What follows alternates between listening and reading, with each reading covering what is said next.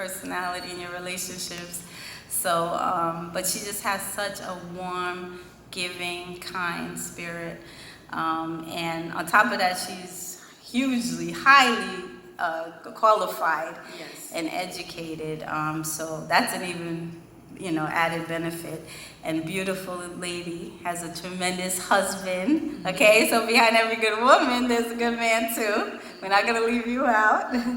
But just to give you a little bit about her background professionally, because she really made an impact on me, and I was teasing Kedna because I said she gave him his first therapy session right there on the spot, which he needed, by the way. Oh yeah. But beautiful lady, and she knows, you'll see. I'm not even gonna say anymore. But professionally, she's a retired educator. She taught every grade from pre-K all the way up to college. She has multiple degrees. She's currently working on bringing a peace course to CUNY, to the City University of New York. So, and I definitely can see them taking it, based on the work she's done and the work she's currently doing.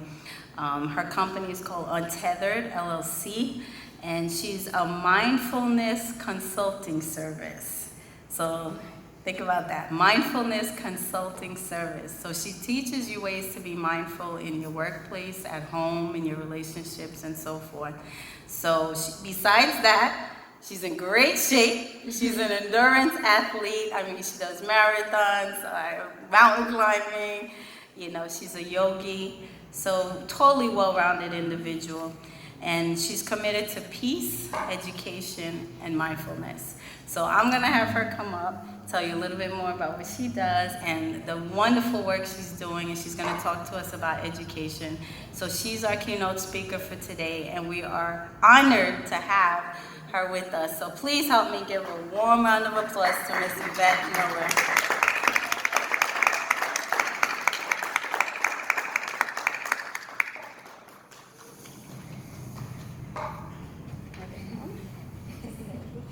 Ladies, thank you.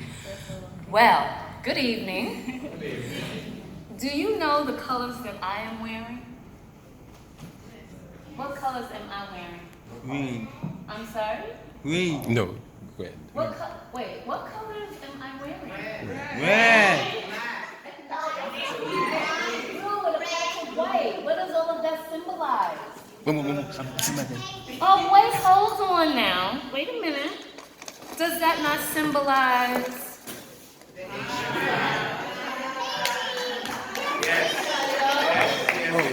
Damn it.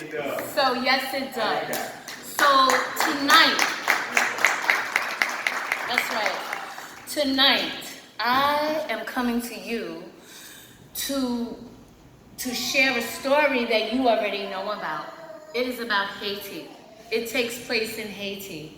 And Haiti is a mountainous geographical place, right? Tall, huge mountains to protect. And its people are strong that way too, right? And so I come to share a story that you know. And I want to talk about, the theme of the story is the power of giving. And this young woman who was a queen, she was a chief. Her name was Anacona. And she decided, instead of getting on her knees to be subservient to any man, she would rather hang by her neck so her people would not suffer. That's the power of giving. That runs in you, my good people, Tiano. Now, you might have to help me a little bit with my French words, but that means good people. And that started in Haiti. And I'm not telling you anything that you don't already know. But I'm only reviving that memory, that love in you, that power and spirit of giving in you, because we have a journey, we have a mission here today. So the other person I want to speak about is Toussaint Louverture. Do you know that he gave himself Overture, that last name, and it means an opening? Because he understood his gift. He had a gift to be a strategic mind militarily. And he could make an opening in any way. He could figure it out. Do you know he started his journey as a revolutionary when he was almost 50 years old? He was not young, and he started he understood medicinal properties, and he started as a doctor. I'm not telling you anything you don't already know. And then he moved on to soldiering. And then he moved on to, talk about bringing someone to their knees, to bring Haiti to its heights. That is the power of giving. He sacrificed his life. And he knew when he was in that tower ready for execution, he knew that he had to plant a seed for us, his ancestors, that he wanted to be forever free. And this Haiti that he brought to freedom, America, this country, was still enslaved. So it was the model for us, for this country. And then comes, who's that? Who's the other person that came after him? Dessalines. Yes, the mayor, right? He talk about the power of giving. He made sure that Haiti would be free, right? That Haiti would remember the good people. And this flag, right? The anthem to this flag is named after him, is it not? Is it not? I cannot hear you. Is it not? These people, these Haitians, these strong people, understood the power of giving. So what does that have to do with us today? You gotta know your gift and your talents. This God-given has nothing to do with you. Not really, you're just a vessel. Because how could Toussaint understand about war strategies? He was a slave. He started out as a slave. How could he know that? He was not that educated. How could he know that? That was a gift that was given to him. So what is your gift today? I need for everyone to look at what is your God-given talent. And I'm not going to say talents, because we all have, I know this for sure, every human being has multiple talents within us. That's why sometimes you're good at this, and then you go, oh, I'm done with that path, and you find yourself, you didn't leave paths. You're still on the journey. So what is your talent? And today, we come together for this foundation to support Kedner. But before we get to that, I want to talk to you about my purpose. I know my purpose. I knew it from when I was 5 years old. There's a young girl in here who's wearing white. Where is she? I was like her. Everything when I was her age that I was doing, I am doing now. You know, I used to buy candy.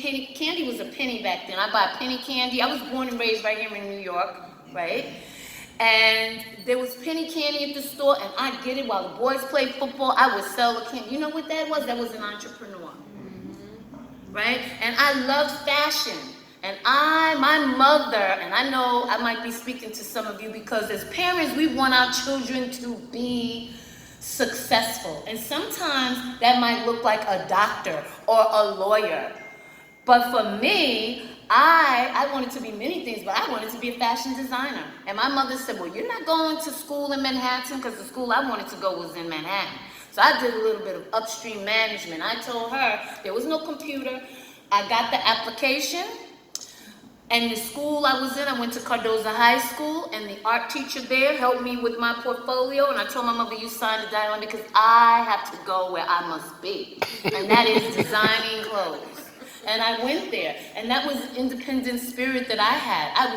I never disrespected my mother, but I had to follow a dream and a talent and a passion that had nothing to do with her or me.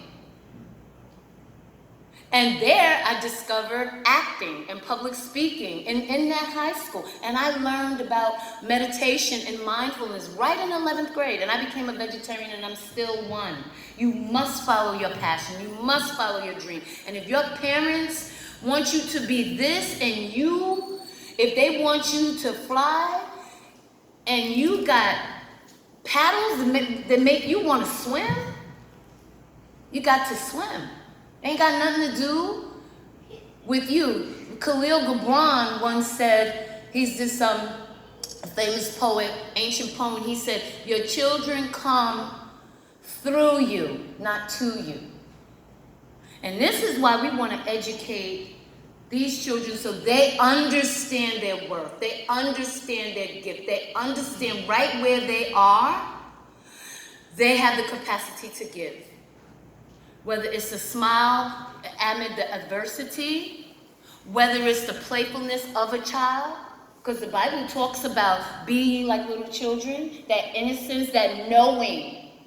And it's when children get older, they will begin to question their worth themselves. And when girls get a little older, they begin to become ashamed of their bodies. And this is something that God gave us. So the power of giving starts with you. And so for me, when I was that young child's age right there, I knew I needed to know God more deeply. I would hitchhike to church. Didn't matter what church it was, Catholic church, Baptist church. I wanted to be on the choir. I wanted to know the Lord. And I'm still that way. And that's what I do. So what has happened is with my company, Untethered, it is all of those talents that God has given me. He has given me. I don't stand here saying these things that I'm proud. God gave this to me so that I can make a difference here. So I live on purpose. I live with a mission, and it is my journey from when I was a child to be of service to others, to give. The power of giving. Like those mighty Haitians did to can you imagine to start a country? Can you imagine as a slave, your universe is big as the plantation you live on, and they managed to topple these white men, these Spanish, they were able to topple them. Uneducated, topple them so that we might be free. And so I look at Kedner, and he is a person who understands his gifts. It's not about him. And he said to me one day, he said, Yvette, he said, I'm paraphrasing him, but this is the gist of it. So he's like, I cannot give. I have to give. He said, if someone's on the street, I have to stop and I have to give. And he said, sometimes my wife is saying,